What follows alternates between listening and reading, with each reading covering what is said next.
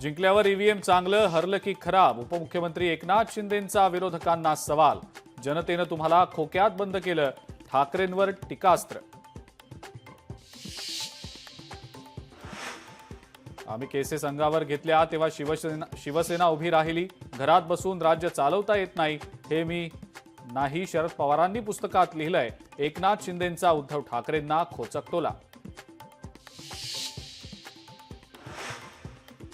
आगामी पालिका निवडणुका स्वबळावर लढण्यासाठी भाजप तयारी करत असल्याची शिवसेनेमध्ये कुजबूज. मात्र एकनाथ शिंदे अजूनही महायुतीमध्ये निवडणुका लढण्याच्या मनस्थितीत.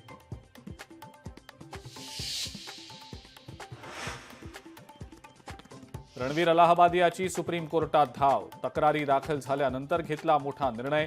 प्रकरण लवकरच सुनावणीसाठी घेणार. भारताचे सरन्यायाधीश संजीव खन्ना यांची माहिती.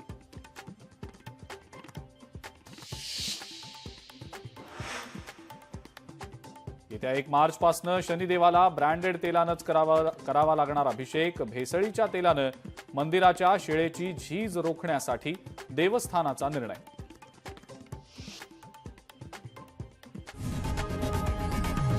लोकशाही मराठी ऐका, पहा, जागरूक रहा.